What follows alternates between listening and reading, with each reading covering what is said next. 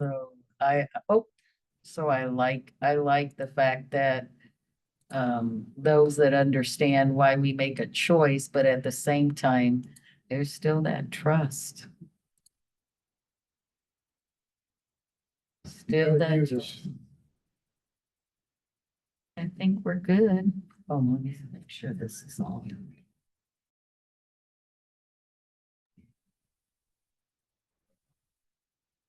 There's one I heard. I heard it too. Good afternoon, Miss Caudillo, and someone in the back there. How are you? I'm good. How are you guys? Trying to get ourselves together. Oh, we'll get there. It's almost 5. Yeah, but there's a special meeting at 5:30. Are you coming? Yeah, I saw that. I have the boys soccer practice on Thursday afternoons, so I'll be online.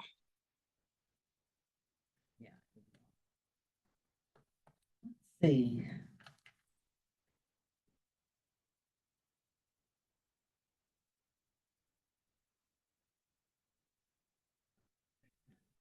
Yeah, I do hear him. There he is. Yeah, especially what happened the day before, and it said somebody got stabbed over off State Line Road. It was Fred's brother. Oh, did he survive? Yeah, Good. but he stabbed him in the chest and he tried to slit his throat. Just random. Yeah, well, it was a homeless guy that came into the church, and Fred's brother was kind of like security, and he was just being really bizarre and weird. And they kind of asked him to leave, and then he pulled a knife out, and it just went crazy. So he's I know that girl. one in Argentina got done the same way. Well, yeah, but I know the girl that runs that Scramps that used to run it down in the West Bottoms. She moved on. This is moved to seven. Supposed to. Can't remember what her name is. He's supposed to. He has it on. Have you talked to Chris? Talk to him. But he on the. Yeah, it's on the agenda. For some reason, I didn't get my notice, and I looked for it. She took care of homeless people down there. She got donations, and then homeless people would come in and work in her shop, and she had a lot of teachers come in there to get free supplies. And she had a couple of homeless people down there. I remember a few years ago, then one of them went berserk and stabbed the other one to death in the gas station parking lot. Going for this meeting Down there in West Bottoms. That was some of her people. That's all of us. So. But He didn't get. no, it didn't affect her, but she moved out of there because of the violence and stuff with the homeless people there. She moved out Well, off they don't get their that medicine. Southwest. If they took their medicine, then they're not. You're much. No, sir. You're not taking it. I know, they need to be on it. 30 days. Well, that's the problem. Search way of voice. Finding a permanent solution for them. I definitely think, but policing and stuff like that. We would place them, find them jobs, put them in places, but they don't stay because they're antisocial behavior. And that's, she would give them jobs that they could work, and then she would let them pick clothes. How's the world treat? For pay, she pay them, but she also had clothes that they could go pick through if they needed clothes, Still mobile. jackets, stuff like that. Right. But they won't allow them. No, that's the one. It was so different. So you have to be. And that's why Didn't get, well, CVS doesn't have it in. for everybody, but Said that every homeless person has a different problem, So- solution. Said, use this. That's exactly why I don't. Sit down here writing face shield all the time. Wait for those winter. Can give you a voice. Starting. Yeah. I don't. That's my sugar. I'm only doing it because. I said, well, then why did they prescribe me this? And they goes, well, I thought, you know, I'm going to pay you because I did not. Right. The last time I saw him. Because I said, he goes, I have it on my calendar. But that was last Wednesday, last Thursday, no, last Thursday. I was. That person, I think there would be that, that's what I don't. It is fine. And I've been messing with a hot water. So they brought me back there and got it developed and Didn't feel cold. they couldn't see the meniscus there, but they could tell by the substance that I was having. That's what it was. So when they get back up to the MRI, That's right. He said, well, so it's gonna cost. An act of Congress for them doing it. You got a 15 serious years. accident. And then they'll do the, but other than that, He was looking at this, you know, first. Do you have a tear or they haven't? it's there. Some efficiency You know, so thing. my arthritis was acting Some up, kind of particle but he thinks I also have. capture Where things. you on at it, here? what it is, it's gonna. I mean, look what I'm using. You come in with that. I brought out my coach's yesterday. When I was a kid, I tried my. Yeah, because, and then, but I said, you know what? I have so much stuff I couldn't use, so I grabbed myself. Do everything for you. So, well, I had. Every day, I go up the hills near my house and all that. Then one day I started having serious pain in my knee and I'm like. I went to the doctor and she told me, yeah, you have arthritis. How you doing today? That I do. You know, What's that? and so How's anybody? my mother, she always. Handle too. So, No, we don't think so. Yes. but I won't. so I did that. Thinking that, okay, it's not Hey, that Jeff. serious, so let me just do this. I talked to Well, Chris when it wore off. Started having She's pain going up to, in my thigh, and down in my. she's trying to save calf, a little and bit down of my work. foot, on And my three, one, swelling here. resolutions I couldn't do my suggested, exercise because he that I normally would. she's do. already Any walking. said that she's starting to And so implement some of the things we discussed Kind at of the meeting. from not having done. Through her- anything in the To her last week. department, she's starting So to set then, them things up. when I was trying to get in my car. Do you have That'll- Chris Steiner's number? that'll- Chance? Just like when we did Good, good. the steals our stuff and then starts doing it with us, but that's good. Saves it saves him from the plans. That's efficient. These down. Maybe you guys recommend. Today, I mayor's was office. backyard. I That's said, well, already been done. Yeah, she took some of the things that we discussed. So I went to squat down over the car and it's way lower. Same. It's not this way again. We made This way again. that help It's about, is it's not proper posture. some of these things. And I got the way to get in the car and I drove straight to the. It required participation from other departments. And She says it's not really, not really supportive of them, so it may be I had to turn something the way that just. the opposite way of where I Something was simple. going when I injured it to get it stuck here. And then I sat in there. From the commission saying. For this is hours. just the way to- And I'm like, there was no Well, cutting We point. talked about. the Like fact blood and gore, you just don't have to sit. Call in, and she said to I be just able watched a to lot of homeless people full circle them, looking for some kind of these departments. have help to or do whatever. I don't know. things. Or have to give it, the computers have to be able to communicate, if they don't now. On stretchers to KU. So, That should be. I went to the something that urgent care. Have been done a long time ago. And I said, this is not, something's wrong, and I'm not like. They all have their own operations. I know the police But department. I know that maybe They like their own. as much as I do that, that is. We're down in spring, So- so before you had their own operating system, and they like it, they get used to it, and training, and they don't want to change. So that, it's not necessarily Turn it a certain way. that they can't do He it. said, I'm gonna take an X-ray. They don't want to change it. I have a brain, that would be no. I said, She he said said. we may need help. She may need help with Tear. that. And I said, oh, The okay. other stuff, He said, but I can't do Jimmy it. working on it. I have to have it around. So I said, okay, well, what are we gonna do? I said, because when she finished with me over at Heartland, they don't have the one where we fractured my ankle, where it just went. I would have to like, man, my hot water tank went out today. Why you didn't call me? I said, oh my God, Tom I Ravine. can't do this. I said, why don't you have those machines that just get automatically? You don't have. I call I it. said, okay. So I got through that. Okay, hold on, be He there. said that he's just gonna have me Then try he's looking, and then he's. if the therapist Furnace is about done too. determines that that's not gonna work. Let him go out first. Possibility that they'll He's coming in the morning at 7:30. That's the way he tried. I already had an appointment scheduled with my orthopedic because it was already paid before. Yeah, well, he said, don't wait because. And because I'm like you, I was thinking there's something else going on here that just, Next year. right. Because they're the swelling I expected, supposed to but be. the pain down in my leg and up inside, and down Something. nothing but in my side. So that's what I had too, the science. So yeah, maybe that's what I did. When I did that yesterday, I was like, well, skip that appointment on, on my daughter. Came here with the came. And she said, Mama, go to the orthopedic clinic. They changed. I had a bracelet. Accomplished my tour, my entire leg.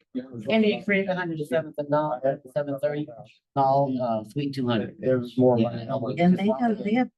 Yes, man. Learn something new. I didn't know either. She's the one that told me about it. I'll be there. And I actually took a pain. Muscle relaxer last night. Yeah, I had one of the other. Left with my leg. Very good. One of the other. He put a different brace on. And that brace had been too long. Like last night. Yeah. Or you just using it? Yeah, I always use the knee one, and that's, but again, it doesn't help, because when I, like you said, getting in the car and doing that turn, or getting out of the car, doing that turn, it's just a different. If I Yeah, I did that. Mine, they set it up. Oh, for the car. I need to be able to buy. Yeah, I can't do the lower, I can't do. But you don't like one of those things, you can just rotate out like that. That's fine getting out. Just help you get it. So anyway, pain is starting to subside, so I'm like, I couldn't stand on it. Yeah, that's been the past, well, since Friday. I just had trouble kind of walking, so I told my mother-in-law. I did actually pull it, and then I started saying, okay, yeah, I'll just use slow breathing. And then all of a sudden I just thought, I'm not gonna get all of this stuff. Your bag. Hey, the bird. Chris was supposed to present at this meeting. Chris saw this, you know. Chris Steiner. Yeah. Oh, good. Maybe go check. Yeah, because I don't have this number. I appreciate it. Thank you. That's good. I think that, my go-to has always been. good I am? You're so great result. That was good, wasn't it? That was, woo. You guys practice that?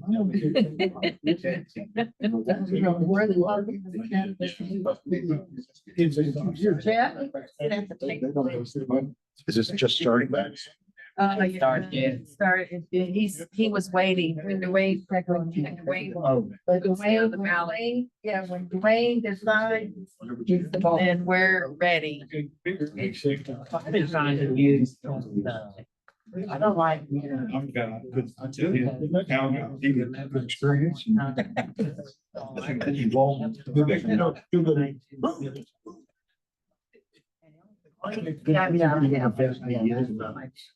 Water was so hot, and I knew it to be, like I think. I didn't know it was.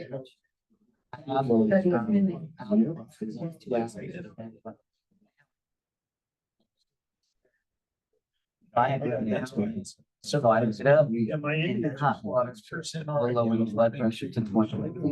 So I will do that. But it does.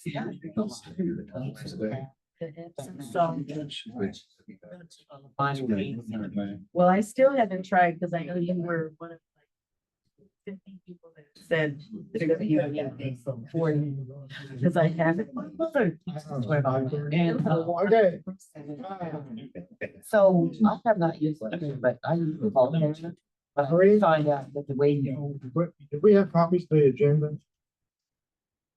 come in and do that. I know, but I don't think we have a hot water tank right now either. That, Let me, That's all I will right. leave it. I will get you some, but you can get started, but I will go get some.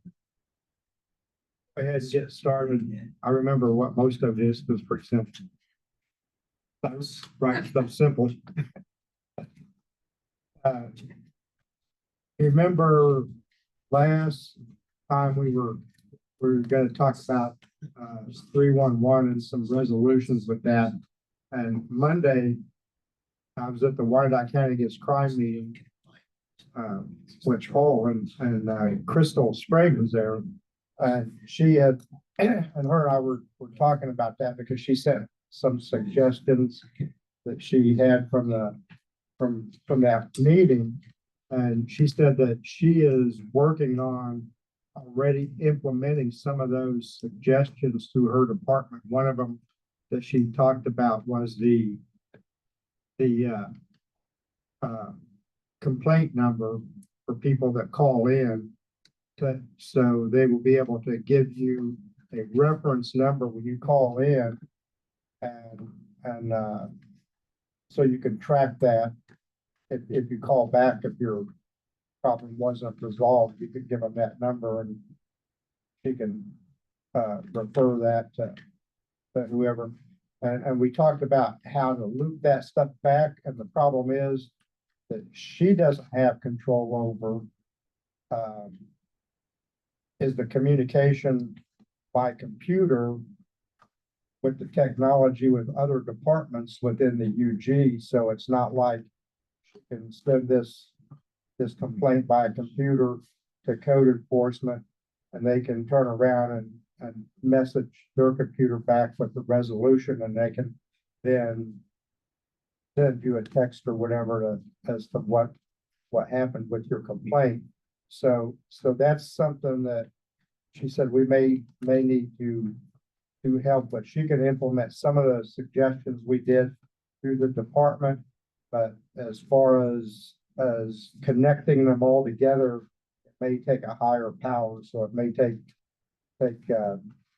recommendation from us when she gets these to see how they work. Because the department or the UG uses different operating systems for each department, and they don't all communicate or all compatible together. So that's just where we are with that, because we were going to work on that some today. But she had a death in the family, so she couldn't be here. She was going to come and discuss it today. Chris had asked to speak and give a presentation, so that works out okay, and we'll give her time until next month to see what she gets implemented, and then we can see what we need to do to help her to get that taken care of. Is that numbering system just for the 311 part of that, or is it the other three? Public Works and BPU? No, that's just their numbering system. They have a computer. When they get the call, the computer generates the number for them. And then they have, because I suggested, or I told her, I said, maybe they need to number departments to add that to the report number. So like when the computer generates, and if it says this is complaint number 200 in 2016, or however it does, maybe they could put a number by it with the number to show what department it was sent to. So like one of the biggest complaints they get is from waste management not picking up trash. So if you could number the biggest complaint is like number 1. So when when they read back that, when someone calls back and reads that number back, then they can look at that complaint number and see that number one, and they would automatically know that was automatically referred to waste management without even having to look up what they did with that. But she said they use a abbreviated code like WM for them that should be on that number too. So that way it helps to know where that call went.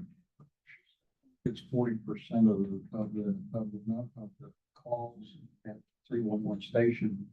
The other 60% go directly to public works and all that. So are they gonna do all of them with the numbering system or just 311 side of it? Well, it would just be hers because when they do the transfer, they don't, or when it goes directly to another department, they don't know. But that's one of the things that has to be kind of fine tuned. If I could, I mean, I think that, and I didn't know this was gonna be on the table for discussion today, because I'm working on some things related to waste management, but not only does calls go into 311, calls go into the Public Works Department, but then people have waste management number direct, and calls go there, so we don't know how many calls there are out there. Now, and I mentioned, because we're looking at waste management, as you know, wants to go to a container system. And we're trying to convince them they should go to the waste management committee and get some recommendations there, but it sounds like maybe they ought to come here too, and because they say that the community's asking for the container system. And I can't believe that, so. No, Community. no. No. I was at the thing, they come in when they came and spoke about that, when they were presenting that proposal. We may be asking. There was some real issues with that. They want that. It saves them money, but it doesn't Yeah, necessarily. they want that Because of because, the reduction, first of all, you only get 2 containers, they only pick up recycling every other week. I generate a lot of recycling, I get 3 containers every week, so, the small ones.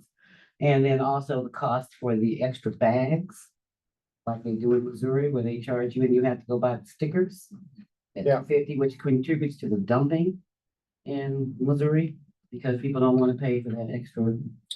we already have a dumping problem. Yeah, And we have probably the best contract for waste management in the entire area. We could put and 8 more almost, years on it, It 8 more is. years on that. and they want to change. They want out of that. You can't blame contract. Well, I'm sorry that I added to your discussion here, but this is helpful for me because I'm trying to address a letter that just came in. Oh, yeah. So one of the Yeah, things that that's I hear you saying is, yeah, you want to hear from them too, so you can get it. Well, and that's what, because we discussed that briefly at the meeting, about the waste management thing is because of our contract, they send different trucks to Wyandotte County for the trash service because the other places, they use those trucks with the fork thing that picks up the Containers. yeah, the general containers that everybody has to have, where they can't do that here, so they send different trucks here. So actually, because of our contract, we employ more people because they have to have more people on their trucks. So, but the thing is,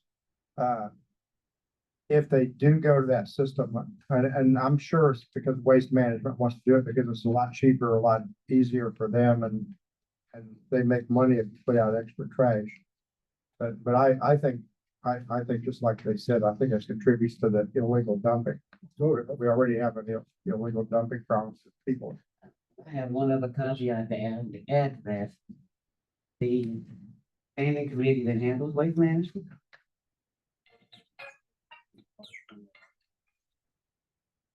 The company that handles waste management, they actually have a person from waste management who sits on that committee and votes on that committee.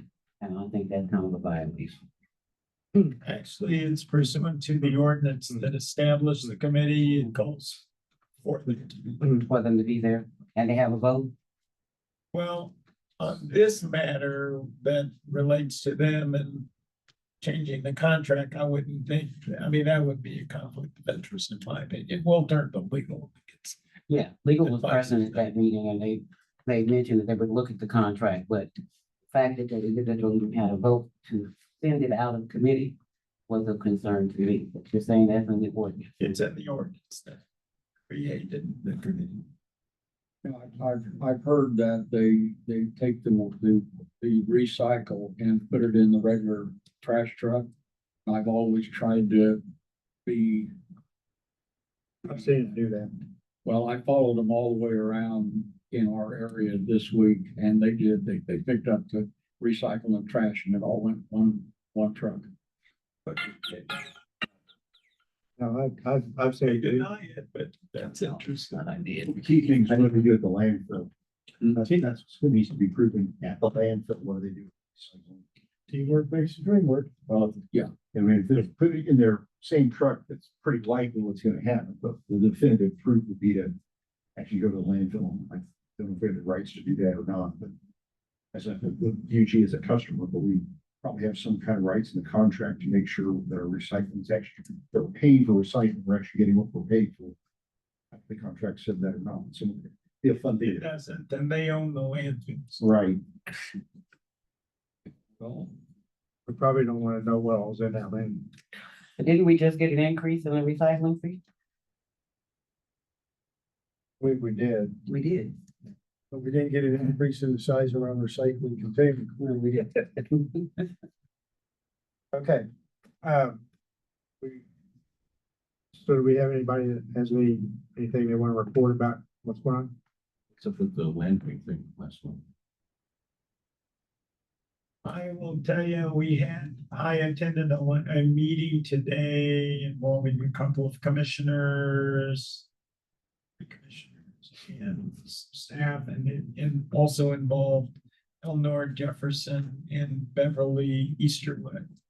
Where the recommendations coming out of this committee was discussed by that body. They're folding it into the changes that were coming forward because there's a committee that's been working on that.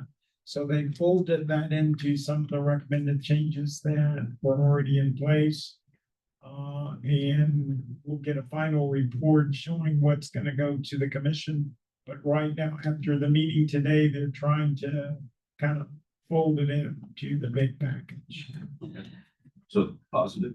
It was very positive. Okay. Yeah, that's kind of what we were gonna wait on to see. If they implement what we suggested, then that saves a lot of Yeah, time absolutely. and work and stuff, because the whole idea is just to get it done. Get it done. And then if, you know, we could look and we want to add something or we can, and even if we see what they want to propose at the end, we can still make other suggestions to add. on there. I think they're gonna take that package to the standing committee on November 5th. Can I ask a question? Because I wasn't part of that discussion when you all were talking about the land bank.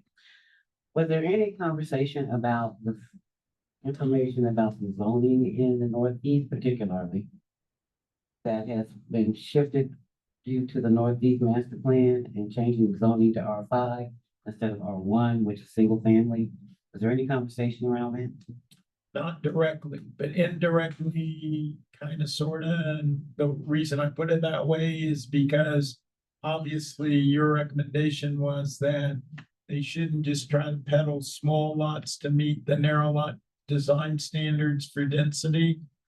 And so there was a great deal of discussion about that. They agreed that there should be a combining of lots when it's feasible, so that you have larger structures going on those lots rather than just meet narrow lot design guidelines. Now, as it relates to specifically what you were asking, there was no discussion about that. but it all ties in. Now, for example, it will be required based upon what they are presenting, that the land bank manager look at whether or not what is proposed is compatible with the surrounding neighborhood. Number one. Number two, give more attention to the design to, again, fit in with the character of the neighborhood. So things like that. And so I think it's designed to get more conventional development on land bank lots as opposed to what appears to be a starting trend to put either container homes or narrow lot design, forgive the term, shotgun type homes. So there was a great deal of discussion, and you'll get a report before November 5. Now, they also talked about the reporting and contacting neighbors and how you determine if there's an expansive area where there's no homes, how you go about making sure you're making contact with the neighbors. So there is a great deal of discussion surrounding that. So they did agree to go to the boundaries of that. For example, if there's a whole block, because that was part of the issue that if somebody wants that in the middle, that there wouldn't be a 200 feet notification. So we were talking about taking it to the end of the boundaries and being able to notify the people who are outside of that. Someone used an example, for example, the planning commission had a development scenario where the closest home was within a 500-foot radius, and they took it out 500 feet, and what they took in was 10 homes, because the discussion involved who's going to pay for the mailers, etc. And the result was, well, if you have to take it out that far just to get 10 homes, you know, that's less than $50 just to get a mailer out. So you should do that. So that's my take on how they resolve that. I think whoever wants to buy the property should. They're leaning in Because that that's what, direction. that's what we do now with notification. Whoever wants to rezone it or whatever pays, they get a list of who they need to contact, but it's their responsibility to have the meeting and notify the neighbors. And we did, Robert and I had talked about the 200-foot radius, but also some way, if there's nobody within that radius, then the next closest residential Area. properties within the circumference of the land bank property be notified. Well, some of that depends on where you start your measurement from.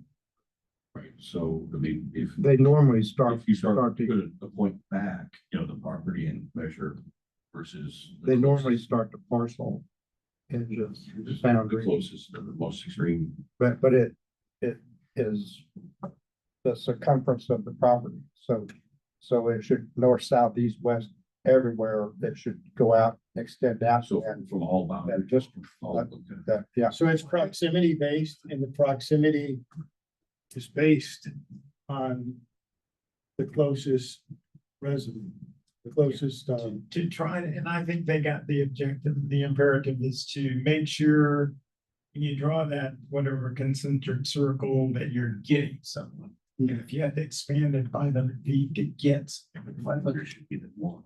Right. To Yeah. do that. I mean, Johnson with County the has, planning, it's 200. yeah, and Johnson County has 1,000 feet for some of their notification requirements. So I think what they're, and because they indicated that they're gonna have to come up with procedures for the land bank manager, and what they're doing is directing them to come up with a plan to make sure it's all inclusive. You're getting someone, as many folk as you can, as frugally as you can. So Does this include putting some kind of physical sign on the properties? you know, I think that may come out of the discussion they're gonna have as they develop the procedures, and they did mention similar to what's done in planning and in planning and the signs.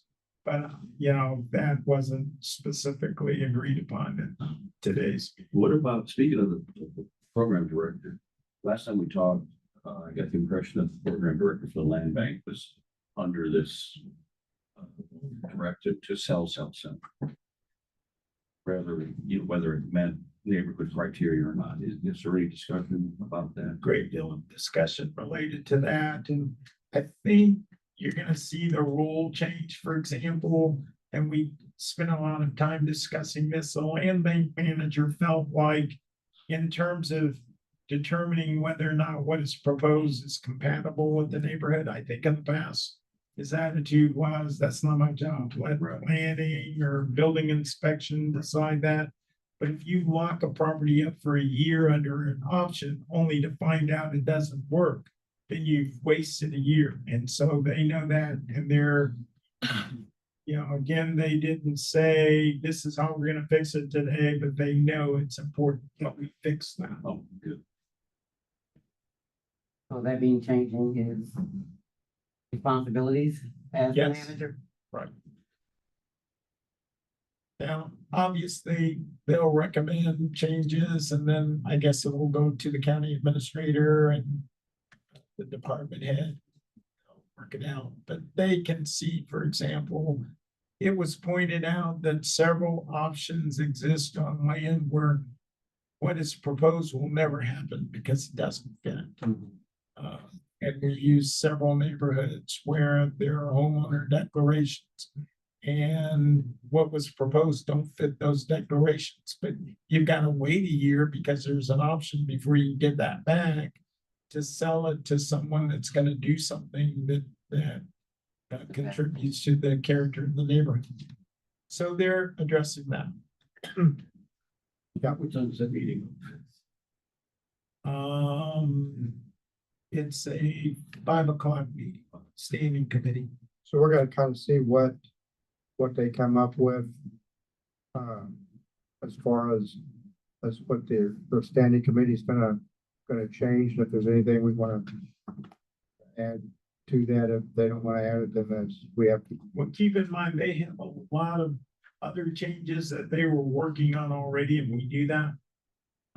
And so hopefully with what you've recommended, they'll come up with a comprehensive, complete package. Yeah. And it'll make the land bank operate more efficiently, more smoothly, and more relevantly.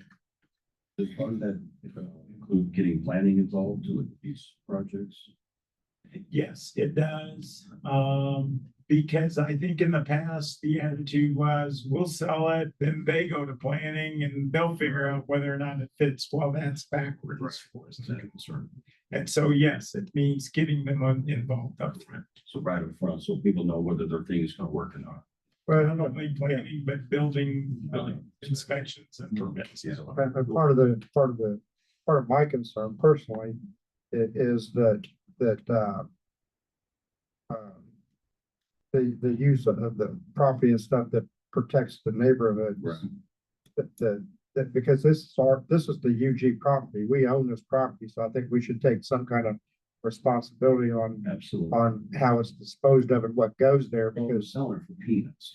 well, yeah, and we don't want to be responsible for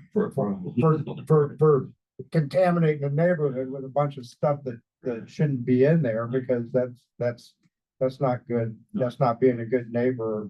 No, it's Yeah. I got one more question. So it has come to my attention that once we give the land bank property, however it's done with the option, is there a fee charged with that? Or is it just you want the land and you're gonna do X, Y, or Z?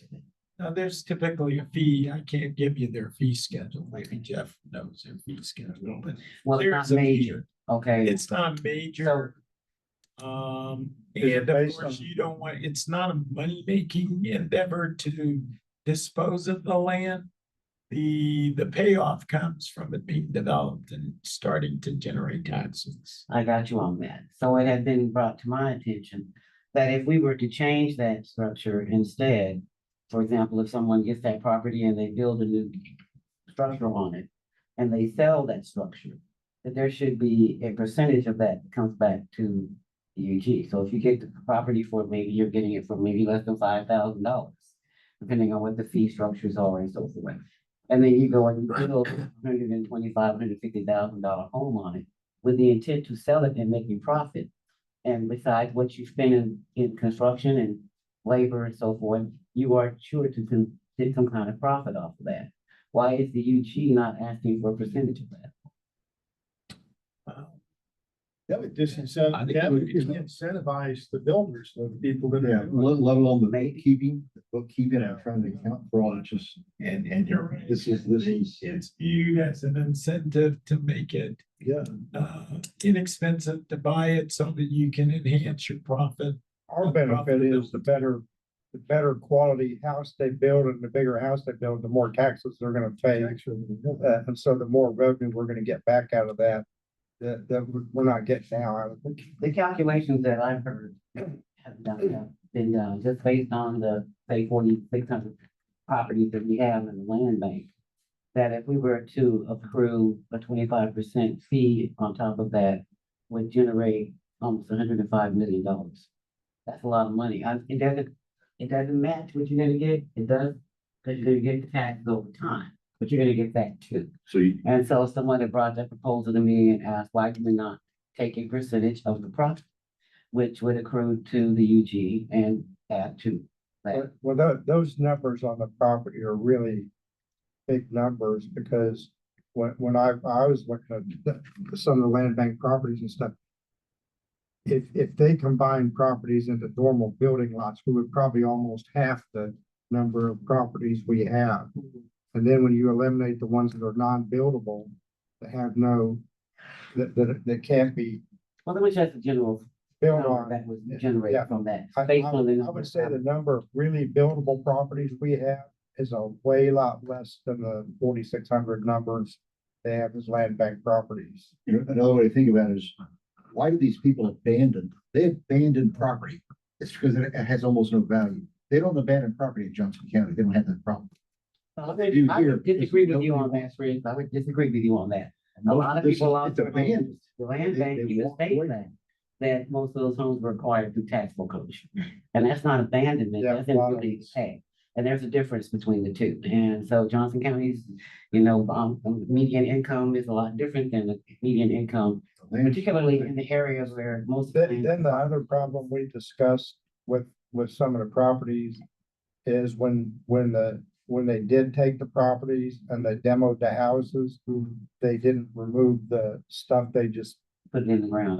and so the property is An environmental house. created, and so who is responsible for that? If we sell a lot and they want to build there and they say, oh, well, there's lead paint, asbestos and everything else here, and it has to be cleaned up. But you did address that as well, because we talked about that. Yeah. As well, as to not making sure that people who took an option on the property were not dealing with a brownfield property to begin with. Right? Yeah, So you that's addressed built that. into the new policy Okay. now. Again, what the commission finally approved, we don't know yet, but yeah, it's taken into consideration. The same with, trying to use this as a means of generating income.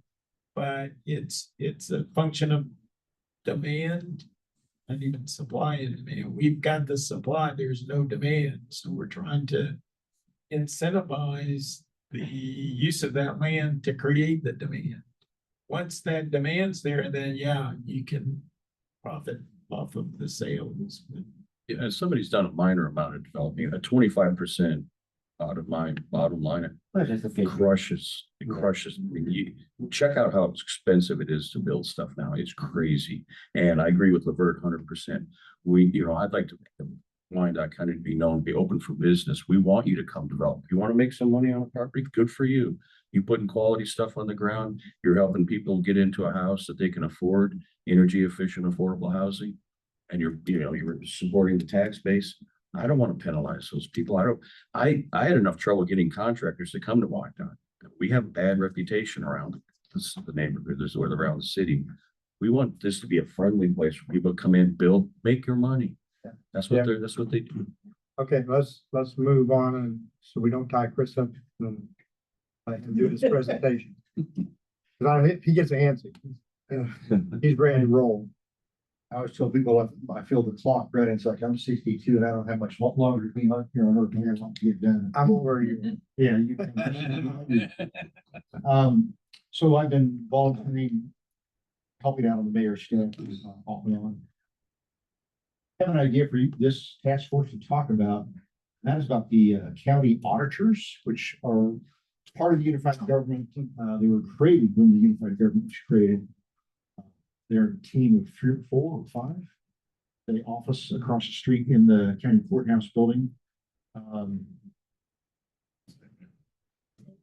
A bit of background. When I was in the state legislature, I was there for 16 years. The state government has an audit team. It's called the Legislative Post Audit Committee. They've got about 15. They're very highly trained auditors. And they're managed by an oversight of the House and the Senate Democrat Republicans. It's a bipartisan oversight committee that oversees them. But I should explain what the difference between a performance audit and a financial audit is. They're quite different. They're both called auditor, but there's a big difference. A financial audit is a little more easy to understand. It's literally adding up numbers. If you're doing your tax, you pay someone to do your taxes, they're literally adding up your income and your expenses and what you owe. So financial audits are a little bit simpler. They're basically looking at a business or the unified government or any type of business entity and what is your income, what are your expenses. So that's a financial audit. A performance audit looks more at the performance of a agency or program. Literally, are you achieving your goals? Yes or no. An example might be code enforcement. Code enforcement has a budget of money. They have cars. They have 25 people working in UG code enforcement. Are they able to cite all the property that needs cited? Are they, once they cite it, do they get the remedy? They get the property fixed? Yes or no? If yes, in what time? Within 10 days, 30 days? That a performance audit measures an agency or a program to see if they're achieving their goals, their stated goals. And so it sounds simple, but it's profoundly different between a financial audit versus a performance audit. And I served on the performance audit oversight committee for 16 years. I've learned a lot about how to do performance audits, what's necessary and what's not. They do include, a performance audit does include taking numbers, adding numbers and this type of thing, but it also looks at methods by which they do their code enforcement or whatever it may be. They look at the policies, this type of thing, to try and get an independent analysis of an agency or a program to see, do they need more people or do they have enough people? Do they need to change their policies? Is it, or if they're achieving their goals in an efficient and effective way, then they get a good audit. If they're not achieving their goals, is a matter of that they need more people or more money, or is it internally that they have bad policies and procedures? So the UG has an audit team that's across the street of the county courthouse. The problem, which I'm going to suggest to the committee and to the legal counsel here, is they report to the chief administrative judge at the county courthouse. And I believe it would be a lot better, we would all be a lot better served if they report to the county administrator. All the other departments of the UG will report to the county administrator. I think that's pretty normal in most counties in this country. There's nothing particularly different about that. Other counties do have county administrators or county auditors. Sometimes they're independent. Jackson County, I think, used to have either does or used to have an independent auditor. His name used to be Mark Funkhauser. He later became the mayor in Kansas City, Missouri. But Wyandotte is a unique creature. We're the only county in Kansas. I don't know about other states. We're the only county in Kansas whose auditors don't report to the county administrator. We're the only county in Kansas whose auditors don't report to the county administrator. So that was done with the consolidation back in 1997. I don't know exactly why they chose that method or that arrangement. I think it was the idea that the auditors themselves would be independent. And, you know, just because something is independent doesn't mean it's better. It's an idea that might sound good on the surface, but may not work very well in action. During my time here, working with Mayor Garner, I've read through a number of their audits. Some of them are quite good. They're the ones that found the P cards. These are these credit cards that used to only a few dozen or so here in the UG. Now one time they had a couple hundred of them being used by employees to buy stuff, and kind of got out of control. So the auditors did discover that problem, and I think they've actually done several audits, and it brought it to light. I think there've been some reforms, but they also do a lot of audits that, my personal opinion is, they're a nice group of people, but they don't have a lot of supervision. So they think of ideas to audit that aren't very good. And at the same time, we have problems like code enforcement, which are a huge problem in our city, and that department's not being audited at all. So again, the current situation is I think by charter, the audit team reports to the Wyandotte County District Court administrative judge. Just to explain that, in Kansas, district courts are a creature of the state government, but they're funded locally. Is that right, Counselor? Essentially, they're a state district court, but they're funded by local taxpayers to some degree. Yeah, I think so. It's, yeah, we have to make sure that the courts have enough money to operate. Right. The judges are elected by the local taxpayers, but anywho, each district court in Kansas has a bunch of judges. They're usually all elected or appointed or some combination, but they always have one administrative judge, a person who is a judge, but they don't actually do trials. They just kind of manage the organization. And right now, our auditors report to that guy. I think it's Bob Burns. Bob Burns. Yeah, he got the docket. So he has a docket as well. So he tries some cases, but he's also the manager of the court system. So he's a pretty busy person. I haven't asked him directly, but I suspect he probably doesn't, because no other administrative judge in the state has this additional duty. No other administrative judge in Kansas has this additional duty on him. And my gut tells me he probably doesn't really care. And he probably wouldn't mind greatly if that duty were taken away and given to somebody else. So I'm asking this task force to do a little inquiring about that possibility. I mean, if you had to make a suggestion, you would like it to be not handled by them, but handled by the county administrator. Because our administrators in this office right next door. And what would be the advantage of that? I think it would be much more directly accountable to the UG, because the UG is the big taxing entity in this town, and it's the entity that people have the least amount of satisfaction with. I think the administrator could then, as the commissioner, as either he hears of problems such as code enforcement, or the elected commissioners identify problems, he could direct that team, go find out, why aren't we doing a good job of code enforcement? Or why aren't we doing a good job at, I don't know if the land bank is the appropriate venue, but the administrator doesn't really have any tool like a performance auditor under his command. They're across, he can ask them, anybody can ask the auditors. I gave them several requests, several suggestions of audits they could do, and they just didn't even respond to my emails. And I even wrote, hey, I used to be on the oversight committee for the state level auditors. I didn't tell them, I thought, they don't do a very good job, but I read a lot of their audits, and my gut tells me these are a group of well-meaning employees who don't have a lot of supervision and direction. And so they kind of think up some good audits and a bunch of other ones that don't really amount to anything. So what happens? They cost us time and money when especially we're paying these guys, but we could be looking into code enforcement. So when they do these performance audits now, Yes. and they report to, They report to the administrative judge, the chief administrative judge. then he reports to, They send us a courtesy copy. We get copies of every audit they do.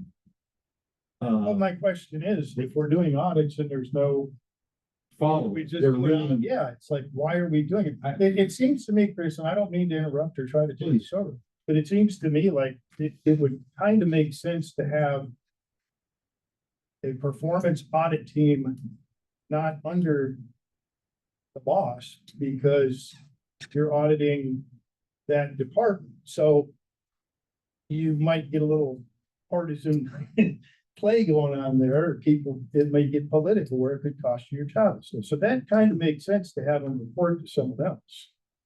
But on the same token, there has to be some type of follow-up. Otherwise, it's like, why are we even doing this? Why put the dog on a leash? Let him run.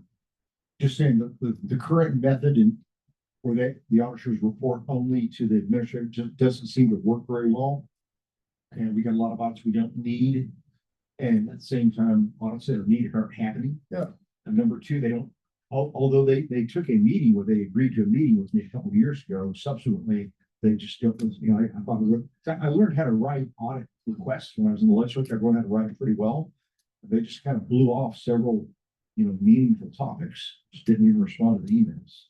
So Chris, if it was transferred over here, do you think you would see a positive result? I mean, do they have the wherewithal? Do they have the time, the people to dive They in? have the tool. And that'd be like giving people a whole new thing to do, right?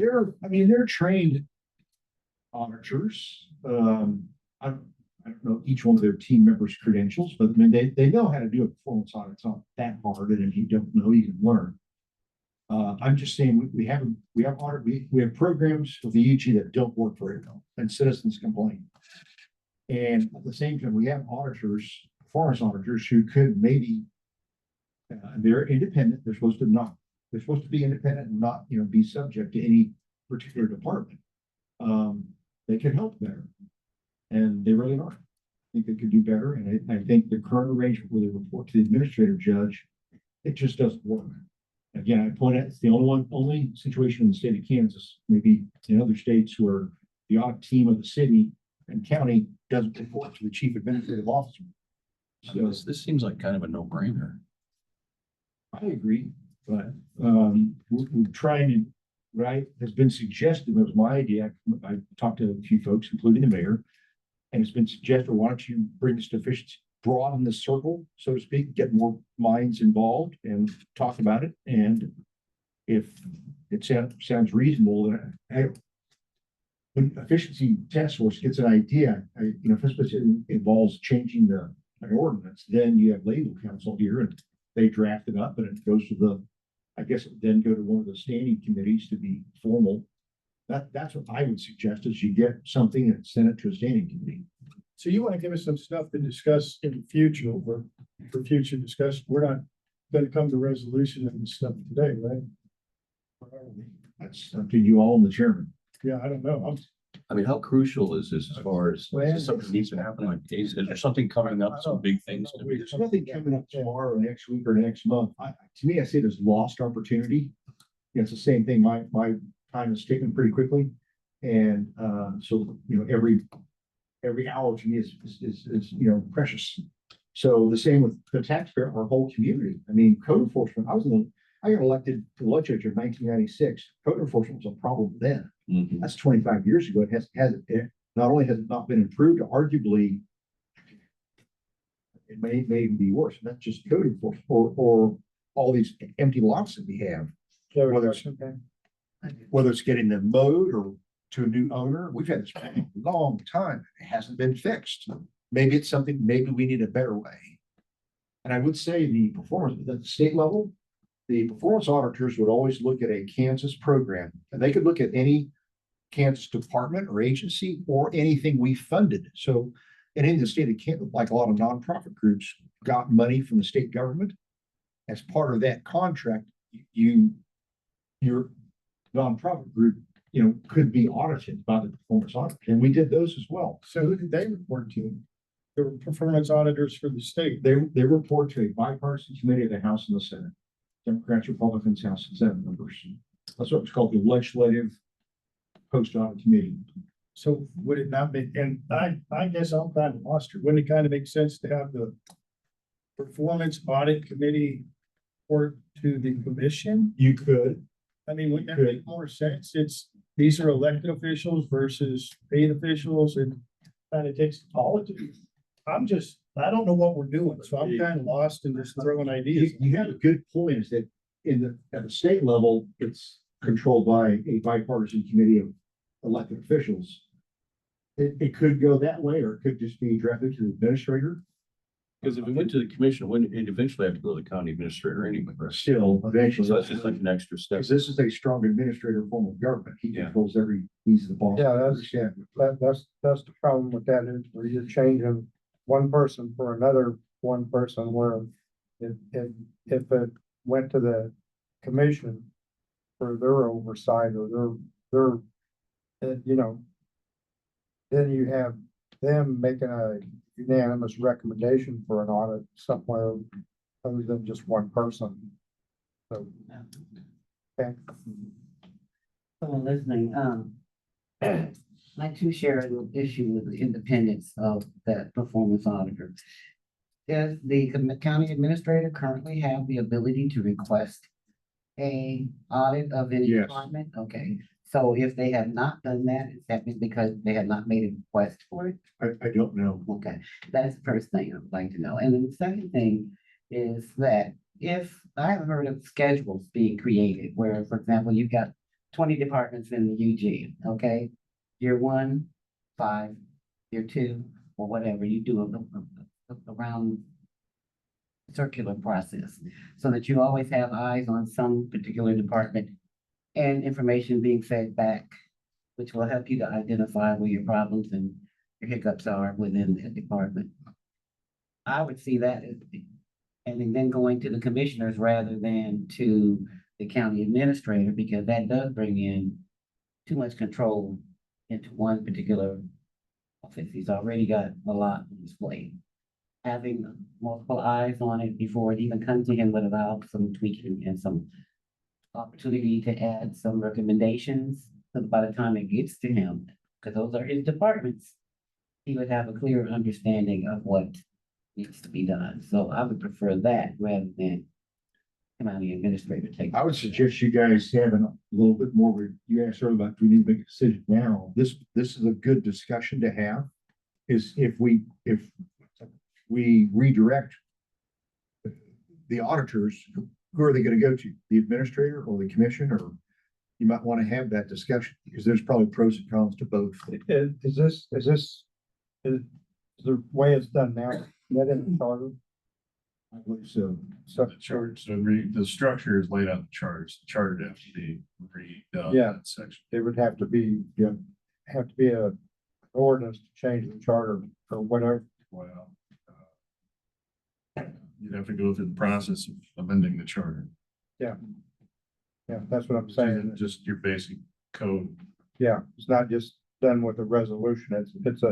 It would have to go through the commission, Yes. right? At a minimum. Well, the charter amendment may require balance. Hey, what? Put it on. Say, we have, Might or it would. I'm not sure. If I'd have to take a look. Okay. yeah, I think That's a good answer. You know, there is talk of other charter changes that has been percolating for a while. well, the charter has been changed. Well, with the one, especially one required, if you need a public vote of some sort. Yeah, I don't remember ever voting on any of the changes. We have. Since the union. There has never been had a public vote some since- change. since Yeah, can you let us know? Otherwise, we're just spinning our wheels up there. There's nothing we can do to change that, but I think we should, well, for one thing, it would have to be even to go on the ballot or whatever, we'd have to have buy-in in the commission. I agree with Pam. I think their input on being able to request an audit gives them more of the hands-on thing and more accountability, because more people that are involved in it, more accountability it is other than one person, because you have one person controlling the audit, we're in the same spot we are now with one person making that decision. Unless there's some way you can put some teeth into it and say, well, we want this done. And they do it, otherwise, same thing as if you request one, don't want to do it, don't see no reason. Well, they do have one auditor that does nothing but law enforcement auditing. Yeah, And or no, Luke now. Yeah, Luke does, yeah. And of course, he reports to the audit manager, but that's all he does is law enforcement. And that does go to a copy does go to the commission, so everybody is involved with that. They get a copy of it, doesn't mean they're, if someone's already deciding that Lucas, who made that decision? Well, that's his job. He does it for the law enforcement advisory board. We get a A copy of that. copy every month. You get a copy, but you're not telling him what to audit. No. Somebody else is. I don't know that we couldn't, I don't know, we couldn't ask him. We couldn't tell him to do it. I think it right We now, can ask him because he always asks us. I think anybody can ask. Yeah. I mean, Well, you've asked, and you didn't, local person can ask, doesn't mean they have to accept. right, because you tried and you didn't get any. Right, and they gave me a private meeting and a tour of their office, and I thought we were like, But if the county administrator asks, they might. do. That, But that's one of the things I put in the note here. Has he asked for an audit? I don't think, If he has, what was the response? Because if he hasn't ever asked, you know, Is this about BPU? Is that what we're talking about? Okay, this is side. this is a whole separate thing. Oh, Well, that could be the world's largest performance audit. it could. No, All those guys are right on the trucks all day. Yeah, truck parked for 4 hours, and then stuck inside there. Chris, what would be, if any, disadvantages of having it go through a commission? For example, would it slow it down? Would it muddy the waters? It could slow down, because, right now it's just the administrative judge. If he wants to order an audit, or I think the auditors just decide amongst themselves. So how long would, They may very well be taking requests from a county. I don't know that the current administrator has made, I don't know yes or no if he has. But to the best of my knowledge, the previous administrator, I don't think she did. I don't know of a single one. so do they just decide what they want to audit, or do they have, like Luke and Reed before that? I'm not sure. They have the law enforcement audit, so I'm just wondering. actually, we did have. So before we even discuss this, we need to figure out what the protocol is. Exactly. Yeah, we're just. The charter doesn't tell them this law enforcement audit that you guys. Who told them to audit that? Well, that's what I'm saying. It's It's not, not in the charter. it's not one that required to do it or not. I was just wondering if they have departments or something that they're just tasked with automatically, that they answer. Could be who tasks them. Yeah, The only person, there's only two people, they can self-task or the chief administrative judge. so for example, Chris, if they wanted to do an audit on code enforcement, how long would that take? I guess it's at least a month. Okay. Well, from the day you order, so at the state level, they're backlog like 6 months. If you order an audit today, it takes 6 months before the game gets started. And then, it could depend on the size of the audit, it's not the scope, that's the word they use, scope. When you write up what the audit is going to be, it's called the scope statement. And it could be a narrow, easy one, could be huge. So to perform the audit can take anywhere from 3 months to 6 months, I suppose. And then it would have to go through standing committee and then to commission or straight here? Yeah. I don't know. I thought that through. Again, I was proposing the idea to go straight to the administrator. You guys came up with this idea that it should go to the, It just seems like that could add like another month or so to Could. fix. I think that's one of those things that needs to be discussed is if, Is there something we could do like on a trial basis, 2 or 3 year trial? sure, This is- anything should be tried. I just think I think you guys. Just had to have to go to the charter in order to do that. You have to go to the charter if you want to change, right now by charter, they report to the chief administrative judge. If you want to change that, you got to change the charter. It could be that if they get enough pressure, that they out of courtesy start giving more input from the commission or the Direction, because there's somebody who's running that office. And if their scope, or as you said, has not been directed, and they haven't been given tasks to perform, and they're just choosing it out of the air, then that needs to be looked at, and I don't know if that's the case, but that's. I don't know. Stated. And then the county administrator has the ability to request. And under Cheryl Livingston Lee, we did have a performance audit done. It was She done hired outside. independent- It was done independently. Right. Okay, and we needed that as well. If there were some issues that were identified in that independent audit that probably would not have come to light if the county administrator had been doing it or the county auditors had done it. So it was a much more thorough performance audit probably than we would got internally. So those are kind of things that have been popping up in the community's questions about why we don't have complete audits for, especially now that we have people concerned about the BPU and the UG, and that both of those entities need to have complete, independent, full audits, performance and financial, done before we can even consider allowing either entity to become whatever is being proposed, okay? And that's something that's of serious concern in the community. We don't know where the money is. We don't can tell, we're talking about performance every time we come to this meeting, okay? Because we're looking at the different departments. But there's been no formal process for that, for us to know. You're now informing us that there are actual audits that we did not know about. So we could actually look at those things and enhance what we're doing here by giving them the latest information from the performance fund. That would be helpful to this way.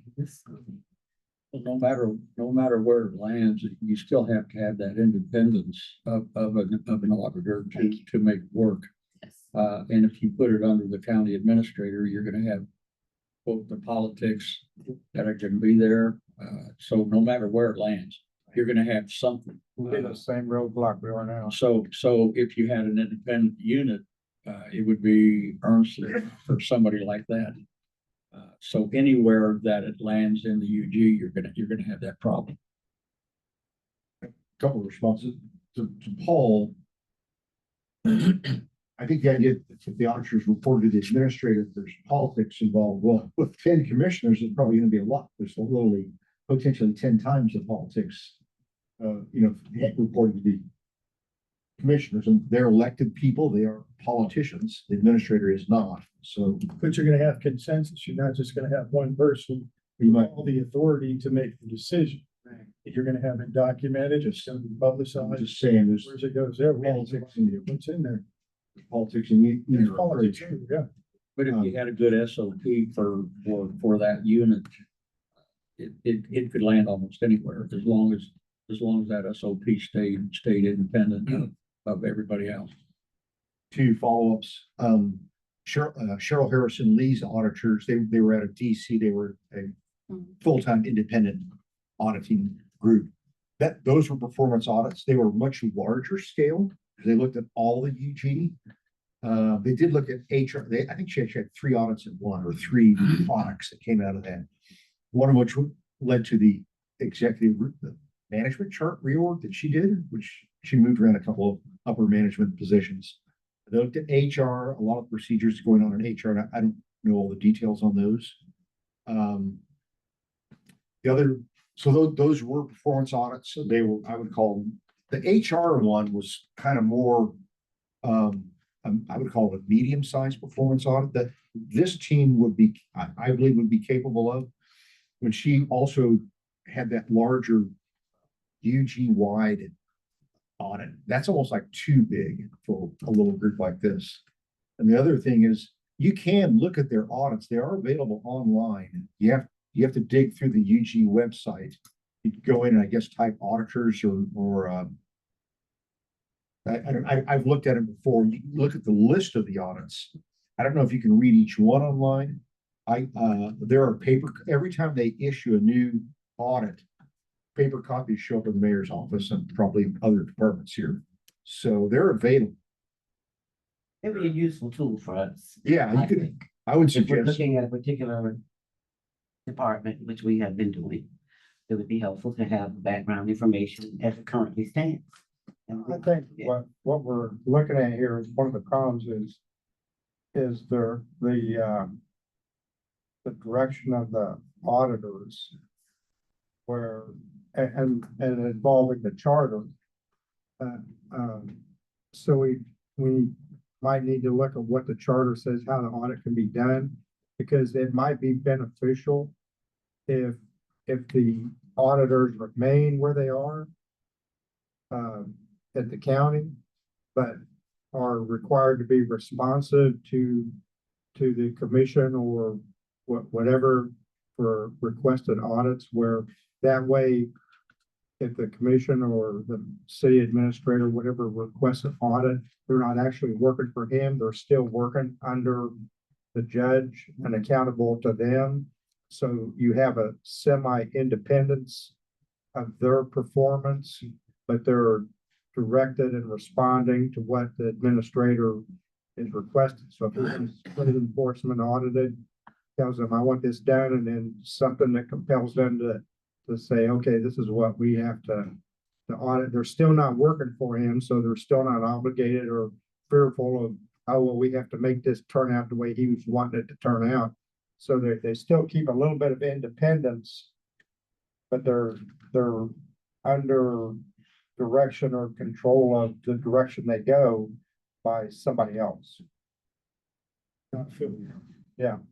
That's a further variation of this whole idea, is that we don't change the charter somehow. It might be easier, if the charter allows us to do that, it might be easier to change the whole charter. Maybe you just pass an ordinance that says you auditors will listen to what we say, or see if anybody sues you that's in compliant or something. And that would depend on what the charter says, because I don't know, I haven't looked at it to see. It just says they report to the chief administrative judge, but I suppose, I guess you could write an ordinance that says 25% of their time shall be, I don't know, reporting to the administrator, and 25% to the county I commission. want that. I would just want them to be able to take direction and, then be assigned a task. If the county administrator asks for a particular audit, then there ought to be an audit produced. And the chain of information that comes back from that audit should come to the commissioners, the mayor, and even accessible to the public so that you can see what the information has determined from that audit. That way we make that loop and we get that feedback that we need for those particular departments. One of the important facts, what I forgot to mention, is at the Kansas level, the state legislative audit team, they would almost always, it wasn't just auditing this Kansas agency or program, but they always wanted a comparison. So they would look at Nebraska, Oklahoma, Missouri, or other appropriate agencies or programs in the country that were doing a similar task. They would find 3 or 4 or 5 different comparable agencies or programs, and they would always present their report. Here's how Kansas does it, and Nebraska does it that way, and Missouri does it this way. And so the legislators, we could look at other examples. How that was really important to see how other people were solving these problems. So The bottom line is still for the agency to achieve its goals. yes. So we have some conversations now. I think you guys have brought up a lot of good questions I hadn't thought of, points. So I would just encourage this to be a topic for a meeting, and if nothing else, ask the auditors to come over or go on the UG website. Again, you can find it. The auditors, they have a list of the audits with, I think maybe the topic. But I guess you could probably click on there and find the full, I don't remember. I always like a print copy, and I always get a print copy. Well, for whatever reason, the mayor's office, they probably send one to the administrator as well, but these 2 offices get paper copies of every one of them, I think. We can do that. You guys are in agreement with that, so we want to our time up a little bit. If you guys are in agreement with that, that's one of the tasks we can, and it'll depend on, Well, I'm just gonna say, I can pull together the relevant portion of the charter so you can see what it reads like and see if it needs more language or more direction or something like that, or any relevant part of the code. I don't know if it flushes it out. Yeah, that's what I meant. And then we can discuss that at the next meeting and see what direction we can go with that. And, One last thing, would be any advantage to maybe having a trial run, as the county administrator to pick a subject and ask for an audit to be reported to them? Just ask him if he has asked. Okay. As Pam suggests,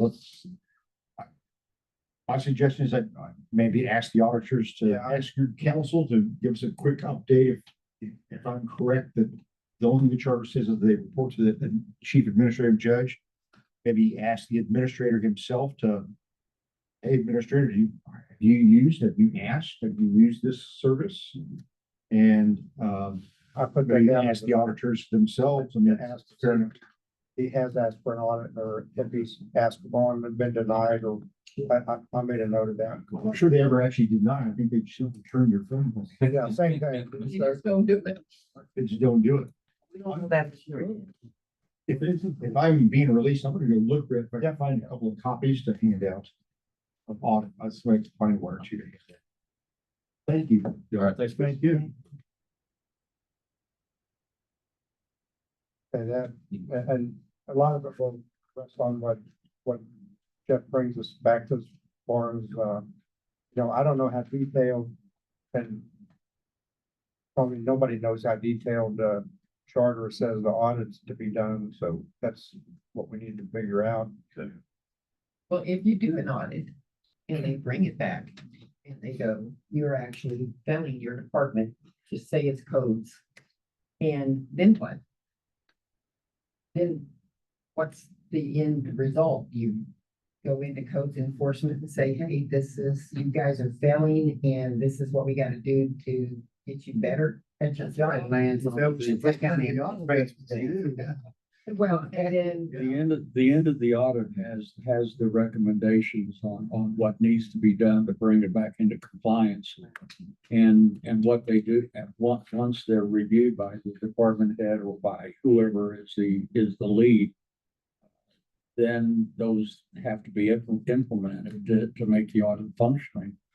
And then a re-audit of the same thing in 6 months or a year shows whether that department came into compliance. Now, see, we're not talking about compliance here, though. We're talking about performance. Performance. Either Well, or, Yeah, both. because your performance is relative to what they For do. regulations and stuff, exactly. But if we're just talking about code enforcement, how they're responding, how they're performing.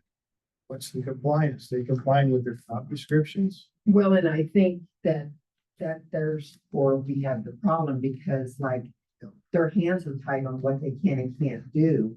And so if we given more ability to do their job, maybe they would, but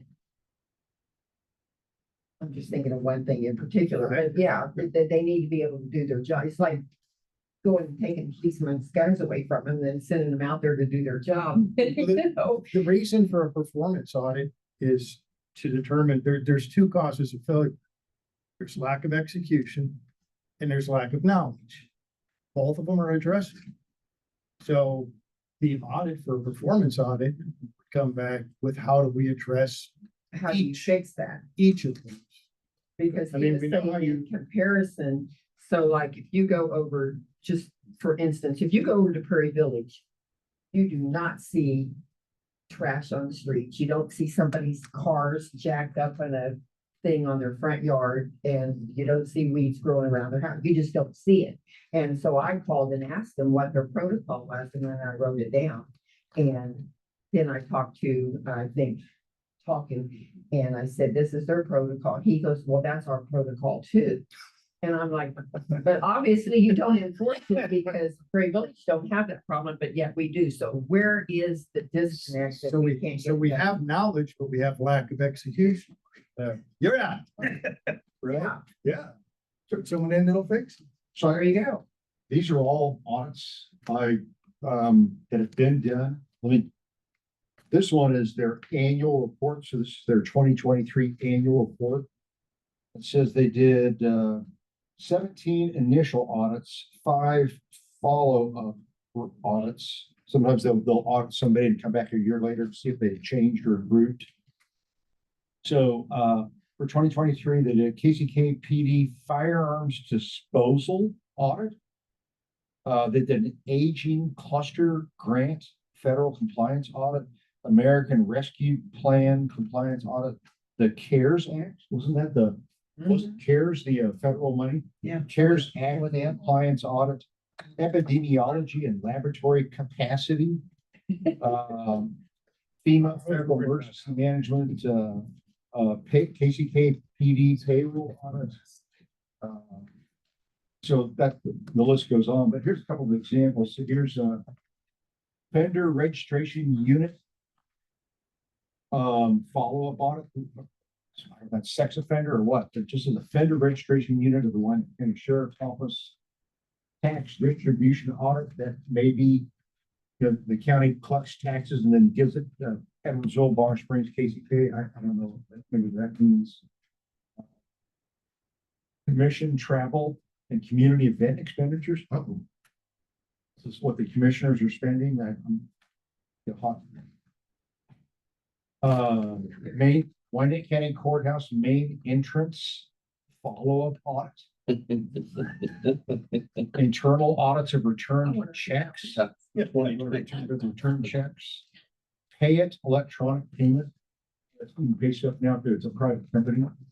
Pay it electronic payment contract compliance audit. So advisory boards and commissions follow-up audit. I haven't read any of these. I'm just giving you examples of the work product. So every one of these, so they do about 20 or 25 a year. And this will, they're not big, they're pretty simple to read through. So they're all online. I believe they probably, because YouTube's pretty good about putting everything online. I know the list of the audits is. Well, it didn't ask for these. I mean. I don't know.